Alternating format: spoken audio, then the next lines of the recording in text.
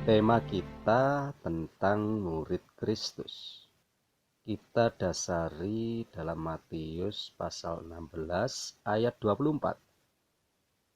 Setiap orang yang mau mengikut aku, ia harus menyangkal dirinya, memikul salibnya dan mengikut aku. Dari pembacaan ayat kita di atas, ada beberapa hal perkara yang harus dilakukan supaya kita layak disebut sebagai murid Kristus Yesus. Di antaranya adalah menyangkal diri, memikul salib, dan mengikut Dia. Hal yang pertama kita coba renungkan tentang menyangkal diri. Menyangkal diri itu berarti menyangkal keinginan daging kita, keinginan ego kita, ambisi kita, pikiran kita, perasaan kita, dan kehendak kita sendiri. Artinya, perasaan kita itu harus bertekad melakukan apa yang Tuhan Yesus kehendaki. 1 Yohanes pasal kedua ayat ke-6 mengatakan demikian, barang siapa mengatakan bahwa ia ada di dalam Dia, ia wajib hidup sama seperti Kristus telah hidup. Haleluya. Pada saat kita berkomitmen untuk menjadi murid Yesus, kita sedang belajar untuk berpikir, berperasaan, dan berkehendak sama seperti Tuhan Yesus Kristus.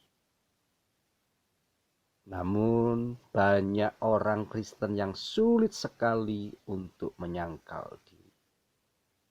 Contoh simpelnya adalah demikian. Dalam hal berdoa, dalam hal membaca Alkitab, seringkali kita malas untuk melakukannya. Atau kita kerjakan hal-hal itu sambil lalu saja, termasuk dalam hal melayani Tuhan.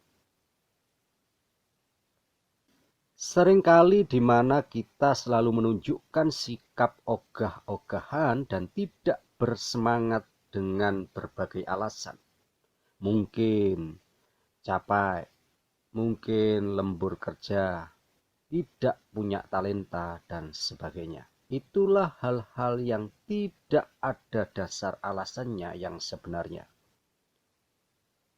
Hal yang kedua, memikul salib. Memikul salib itu berarti mau menderita bagi Kristus. Sebab Filipi pasal 1 ayat ke-29 mengatakan demikian.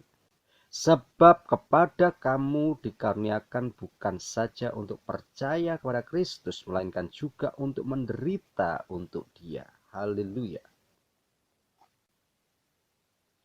Menderita bisa berupa perilaku tidak adil, dibenci, dikucilkan, diintimidasi oleh orang lain karena status kita sebagai pengikut Kristus. 1 Petrus pasal yang kedua ayat 19 sampai 21 mengatakan demikian. Sebab adalah kasih karunia jika seorang karena sadar akan kehendak Allah menanggung penderitaan yang tidak harus ia tanggung. Tetapi jika kamu berbuat baik dan karena itu kamu harus menderita, maka itu adalah kasih karunia pada Allah. Sebab untuk itulah kamu dipanggil. Karena Kristus pun telah menderita untuk kamu dan telah meninggalkan teladan bagimu supaya kamu mengikuti jejaknya.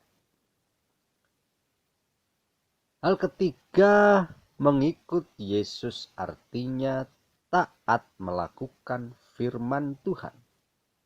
Jikalau kamu tetap tinggal di dalam firman-Ku, kamu benar-benar adalah murid-Ku. Di dalam Yohanes pasal 8 ayat 31. Haleluya. Saat kita taat melakukan firman-Nya, kita sedang melangkah menuju standar seperti Yesus. Roma 8 ayat 29 mengatakan demikian, sebab semua orang yang dipilihnya dari semula, mereka juga ditentukannya dari semula untuk menjadi serupa dengan gambaran anaknya. Haleluya, haleluya. Sebagai kesimpulannya, Lukas 6 ayat 40 mengatakan demikian, seorang murid tidak lebih daripada gurunya, tetapi barang siapa yang telah tamat pelajarannya akan sama dengan gurunya. Haleluya, haleluya, haleluya. Mari kita sepakat di dalam doa. Kami mengucap syukur atas segala sesuatu yang Engkau sudah kerjakan dalam hidup kami pribadi lepas pribadi. Engkau sudah banyak tinggalkan teladan yang berharga bagi kami untuk kami mengikut Yesus Kristus Tuhan kami yang kami sembah. Kami harus mau memikul salib. Kami harus mau taat dan dengar-dengaran, artinya harus mau menyangkal diri dalam hal segala sesuatunya. Kami yakin percaya hal-hal itu akan mendatangkan kebaikan bagi kami ketika kami taat setia melakukan segala sesuatu, terlebih adalah ucapan perkataan firman-Mu. Terima kasih Tuhan, terima kasih Yesus. Berkati segala sesuatu Tuhan untuk sidang jemaat-Mu, yaitu setiap pribadi lepas pribadi akan diberkati secara jasmani, jiwani, dan rohani dengan tidak terbatas hanya di dalam nama Tuhan Yesus Kristus. Kami sudah berdoa dan memberkati. Haleluya. Amin.